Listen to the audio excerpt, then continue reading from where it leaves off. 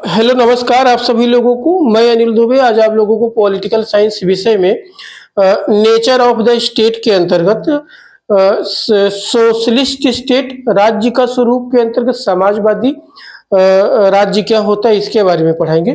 तो पहले आप जान लीजिए कि सोशलिस्ट स्टेट क्या होता है। सोशलिस्ट स्टेट यानी समाजवादी राज्य के अंतर्गत जो राज्य के उत्पादन के साधन होते हैं जैसे भूमि, उद्योग और सेवाएं का जो स्वामित्व होता है वो राज्य के नियंत्रण में होता है। और जो उत्पादन होता है प्रोडक्शन और एक्सचेंज राज्य की आवश्यकता के अनुसार किया जाता है।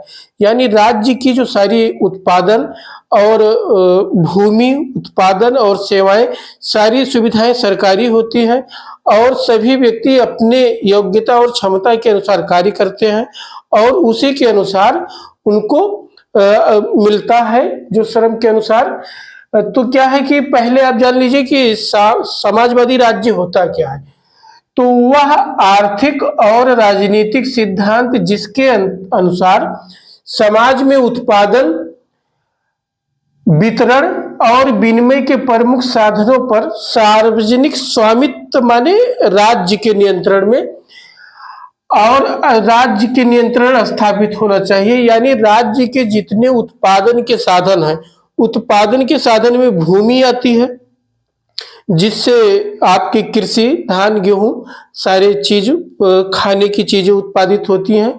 फिर आता है उद्योग धंधे जिसमें हम लोगों की आवश्यक की वस्तुएं बनते हैं और सेवाएं जैसे हॉस्पिटल, स्कूल, कॉलेज, रेलवे, बस ये सब सरकारी होना चाहिए। सरकारें ऐसी नीतियां बना सके जिनसे प्रत्येक व्यक्ति को अपनी प्रतिभा और परिश्रम के बल पर समुचित विकास का अवसर प्राप्त मिल सके। यह सिद्धांत पूंजीवाद का खंडन करते हुए यह तर्क देता है कि खुले बाजार की अर्थव्यवस्था केवल धनवान वर्ग को लाभ पहुंचाता है और निर्धन वर्ग को विवशता की बेड़ियों में जकड़ देता है। अतः जन साधारण को सच्ची स्वतंत्रता केवल समाजवाद में प्राप्त हो सकती है। ये व्यक्तिवाद पूंजीवाद के विरुद्ध समाजवाद एक प्रतिक्रिया थी। समाजवाद और पूंजीवाद में क्या होता है कि सारे राज्य कम से कम व्यक्ति के जीवन में हस्तक्षेप करता है। पूरा बिजनेस, व्यवसाय, सारी चीजें निजी होती है यानी प्राइवेट होती। इससे क्या होता है कि जो राज्य के उद्योगपति और बिजनेसमैन होते हैं उनको केवल लाभ मिलता है, सारी संपत्ति उन्हीं के हाथों में होती है। इससे क्या होता है राज्य के जो अधिकांश जनसंख्या होती है वो अपने श्रम के दम पर जीवन यापन करती है, श्रम के बल पर। इससे समाज में दो वर्गों, अमीर वर्ग और निर्धन वर्ग यानी धनवान वर्ग और निर्धन वर्ग में बंट जाता है जिससे समाज में असमानता होती है। तो ये क्या है, ये पूंजीवाद के विरुद्ध समाजवादी विचारधारा आया था 18वीं 19वीं शताब्दी के प्रारंभ में। व्यक्तिवादी या पूंजीवादी विचारधारा के विरुद्ध विचारधारा बहुत लोकप्रिय थी, लेकिन इस विचारधारा के अपनाने से सामाजिक, आर्थिक और औद्योगिक जीवन पर बहुत बुरा प्रभाव पड़ा। यानी समाज में असमानता बहुत आई। उसके बाद सामाजिक जीवन में, औद्योगिक जीवन पे फलस्वरूप व्यक्तिवाद के विरुद्ध प्रतिक्रिया हुई और समाजवाद का जन्म हुआ। इसके जो विचारक थे कार्ल मार्क्स थे, एक जर्मन विचारक थे जिन्होंने राज्य में जो समाज में क्या होता है कि समाज दो वर्गों में, धनवान वर्ग और निर्धन वर्ग में बटा हुआ था और इससे और धनवान वर्ग के द्वारा निर्धन वर्ग का शोषण किया जा रहा था। इससे समाप्त करने के लिए अपनी एक मार्क्सवादी विचारधारा दिया कार्ल मार्क्स ने और उन्होंने बताया कि जब तक राज्य के पूरे उत्पादन के साधन राज्य के नियंत्रण में आ जाए और लोग अपनी योग्यता और क्षमता के अनुसार कार्य करें और उनको आवश्यकता के अनुसार जो वस्तुएं जरूरत हो वो राज्य द्वारा प्रदान की जाए, यह व्यवस्था आने से राज्य में किसी भी प्रकार का वर्ग नहीं रहेगा, वर्गहीन समाज हो जाएगा और सभी लोग समान हो जाएंगे, जिससे राज्य में किसी भी प्रकार का असमानता नहीं रह जाएगी और किसी एक वर्ग द्वारा दूसरे वर्ग का शोषण नहीं किया जाएगा। तो समाजवाद, जो कार्ल मार्क्स थे, समाजवादी विचारधारा के जनक माना जाता है, ये जर्मन विचारक थे। अब समाजवाद के प्रमुख सिद्धांत के आधार क्या है, कि किन आधार पर समाजवाद का समर्थन किया जाता है? तो व्यक्तिवादी विचारधारा की विकृतियों का निवारण। जो पूंजीवादी व्यवस्था होता है व्यक्तिवादी के अंतर्गत, इसमें राज्य ये मानता है कि सभी व्यक्ति बुद्धिमान हैं और सभी व्यक्ति अपने बुद्धि और विवेक से अपने जीवन का निर्णय कर सकते हैं। इसीलिए राज्य को उनके व्यक्तिगत मामलों में कम से कम हस्तक्षेप करना चाहिए। राज्य को केवल शासन प्रशासन का कार्य देखना चाहिए। तो इसीलिए क्या होता है, राज्य, इससे समाज में जो व्यक्ति सामाजिक आर्थिक रूप से पिछड़े होते हैं और वो पिछड़े रह जाते हैं, क्योंकि राज्य उनको अलग से कोई सुविधा और सहायता नहीं देती है। समाज के कुछ धनवान वर्ग जो होते हैं, उनका राज्य के संपत्ति पर स्वामित्व होता है, नियंत्रण होता है, और समाज में दो वर्गों में बट जाता है। जो एक धनवान वर्ग होता है, निर्धन वर्ग, इससे निपटने के लिए, इसकी कमियों को दूर करने के लिए समाजवाद में क्या होगा कि सारी संपत्ति राज्य की होगी, सभी व्यक्ति अपना श्रम के अनुसार कार्य करेंगे, तो इससे समाज में किसी भी प्रकार का असमानता नहीं होगी। दूसरा क्या, समाजवादी व्यवस्था न्याय पर आधारित है।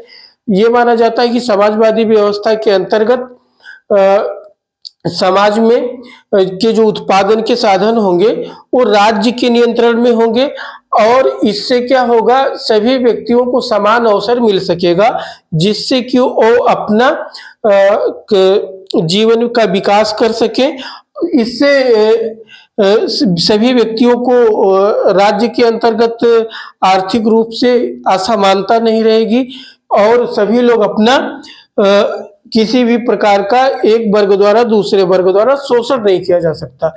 आंगिक एकता का सिद्धांत, जिसमें यह माना जाता है कि राज्य के सभी लोगों से मिलकर राज्य बना है, इसीलिए राज्य के सभी लोगों को राज्य द्वारा समान रूप से अवसर प्रदान करना चाहिए। किसी भी प्रकार का यदि समाज में वर्ग होगा तो इससे राज्य क्या होगा, यदि राज्य से शरीर का एक अंग खराब होने से या कमजोर होने से राज्य कमजोर होता है।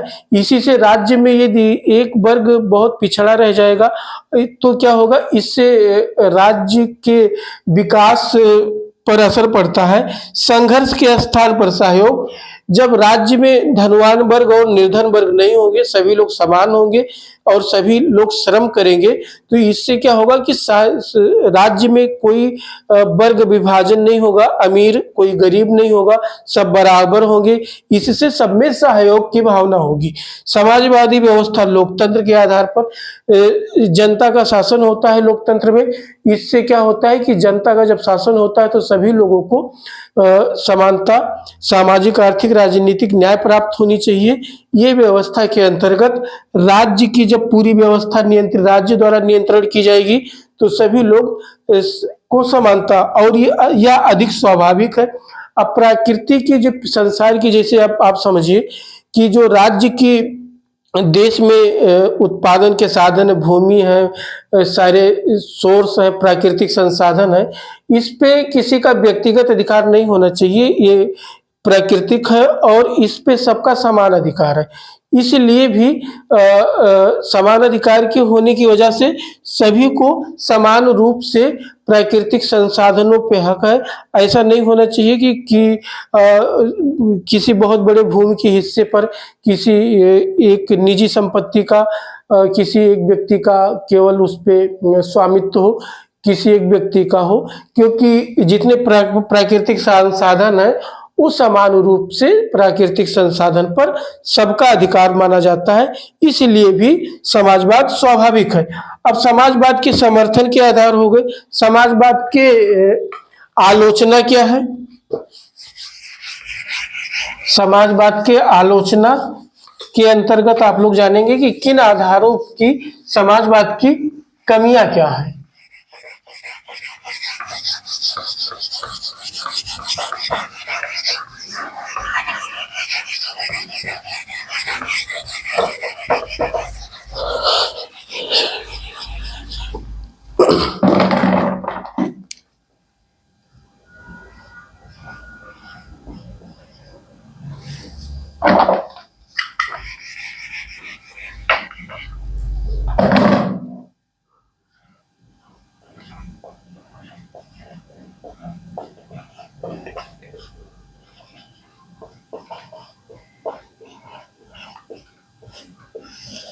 समाजवाद की आलोचना, उत्पादन क्षमता में कमी।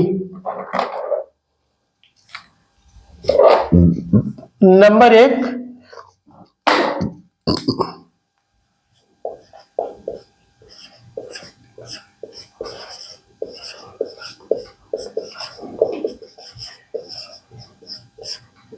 कमी।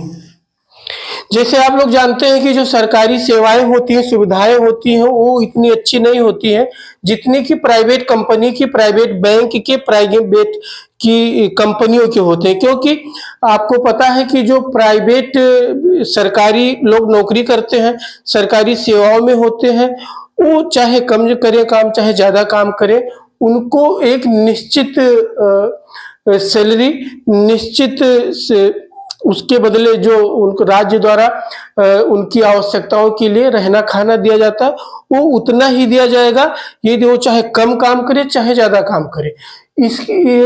तो राज्य नियंत्रित, यदि राज्य की सरकारी कंपनी होगी, यदि सरकार के द्वारा सारी सेवाएं देखी जाएंगी, तो क्या होगी, राज्य के उत्पादन क्षमता में कमी आती है। क्योंकि जब व्यक्ति, प्राइवेट कंपनी होती है, प्राइवेट कंपनी दिन रात इसलिए काम करती है क्योंकि वो जो ज्यादा काम करेगा तो उसको ज्यादा लाभ मिलेगा, और इससे उस देश को भी फायदा होता है। तो क्या होगा, जब सारी सेवाएं सरकारी हो जाएंगी तो व्यक्ति क्या करेगा, लोग उतनी क्षमता से और उतना मन लगा के काम नहीं करेंगे, इससे राज्य की उत्पादन क्षमता में कमी आएगी। नंबर 2 क्या है, नौकरशाही का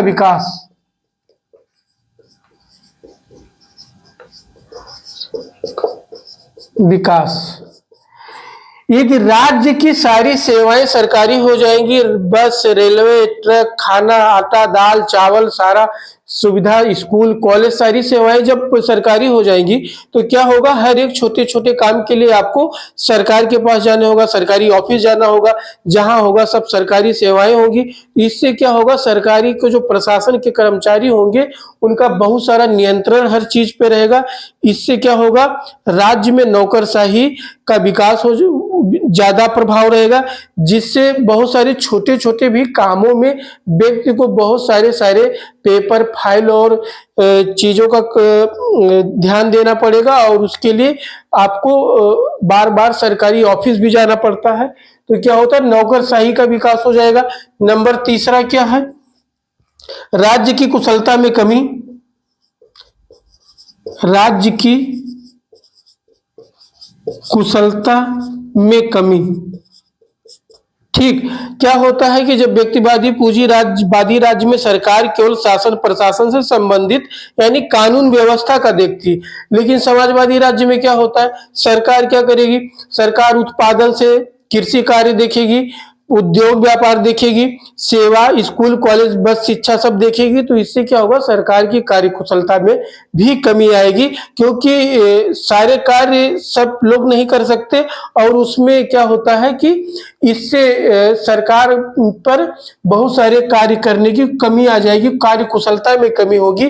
क्योंकि प्राइवेट कंपनियां जो होती है, कभी कभी किसी काम को करने में काफी उनको अनुभव और एक्सपीरियंस होता है, जिससे क्या होता है, वो कार्य बहुत अच्छे से करते हैं। तो ये नंबर 1, तीसरा कमी राज्य की कार्य कुशलता में, मनुष्य की नैतिकता का पतन।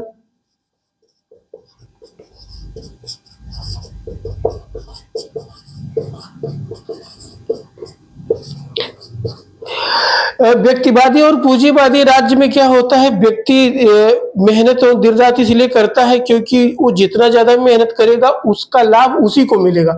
लेकिन समाजवादी राज्य में क्या होता है कि सारे संपत्ति का मालिक राज्य होगा, निजी संपत्ति नहीं होती, जिसमें क्या होता है, व्यक्ति काम करे या ना करे, उसको राज्य द्वारा मूलभूत आवश्यकताएं, शिक्षा, स्वास्थ्य, भोजन राज्य द्वारा फ्री में प्रदान की जाएंगी। इससे क्या होगा, इससे ये होगा कि व्यक्ति तब काम नहीं करेगा, क्योंकि बहुत सारे लोग इसलिए भी काम करते हैं क्योंकि उनको एक दूसरे से आगे निकलना होता है। जब ऐसा कोई बात रहेगा नहीं तो लोग क्या करेंगे, वो काम नहीं करेंगे। फिर व्यक्तिवादी स्वतंत्रता का अंत। व्यक्तिवादी स्वतंत्रता का अंत, समाजवादी राज्य के अंतर्गत राज्य द्वारा हर एक काम किया जाएगा और राज्य द्वारा व्यक्ति के हर एक मामले में हस्तक्षेप किया जाएगा। इससे क्या होगा, व्यक्ति के व्यक्तिगत जीवन की स्वतंत्रता का अंत हो जाएगा।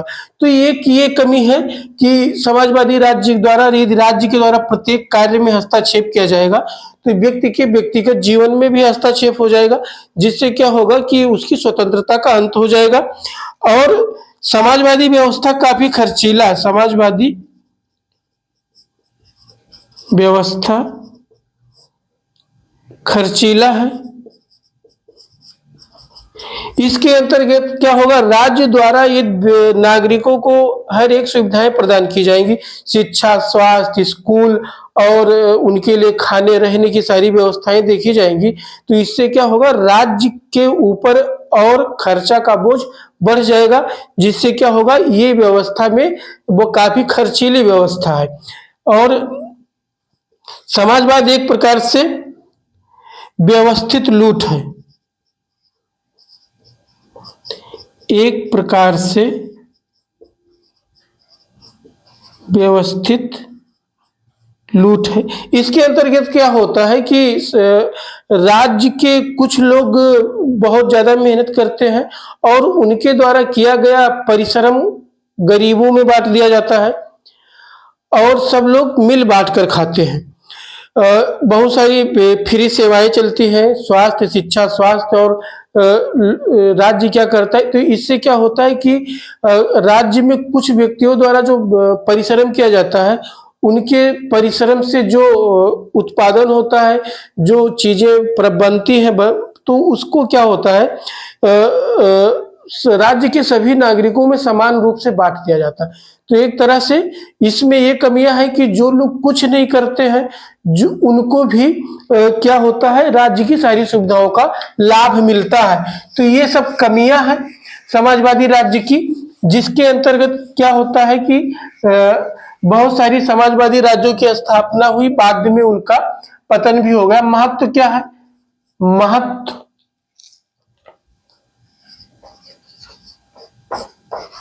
महत्व के अंतर्गत क्या होता है कि राज्य, समाजवादी राज्य के अंतर्गत राज्य में बहुत सारे लोग ऐसे होते हैं जो सामाजिक, आर्थिक या प्राकृतिक रूप से पिछड़े होते हैं, मानसिक रूप से पिछड़े होते हैं, जिनमें राज्य द्वारा यदि उनको आर्थिक सहायता और सहयोग प्राप्त दिया जाता है, तो उनको भी अपने जीवन में कुछ करने के लिए और उनके अपने जीवन में विकास की संभावनाएं होती हैं। और जो व्यक्तिवादी राज्य में कमियां होती हैं, जैसे राज्य द्वारा व्यक्ति के निजी जीवन में नहीं हस्तक्षेप करता है और उसे राज्य, समाज में बहुत सारे लोग जो होते हैं, अमीर वर्ग और धनी वर्ग के बीच में जो एक बहुत बड़ा अंतर होता है, और समाजवादी राज्य के अंतर्गत वो इसे नहीं देखने को मिलती है। और इसके अंतर्गत ये होता है कि राज्य जो लोग आर्थिक रूप से कमजोर होते हैं उनकी मदद करते हैं। तो अपना इसका भी महत्व है। सभी प्रकार के शासन पद्धतियों की अपनी अपनी अच्छाइयाँ और बुराइयां हैं। तो ये था समाजवादी राज्य के अंतर्गत, जिसके अंतर्गत राज्य द्वारा सारा नियंत्रित आर्थिक और राजनीतिक व्यवस्था होती है।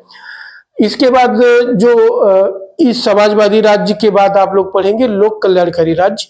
तो यदि आप पॉलिटिकल साइंस विषय के छात्र हैं और पॉलिटिकल साइंस विषय के एक एक टॉपिक के बारे में इस चैनल पर आपको डिटेल में पढ़ाया जाएगा, और यदि आप आगे एक एक टॉपिक के बारे में पढ़ना चाहते हैं तो इस चैनल को सब्सक्राइब करें। नमस्कार।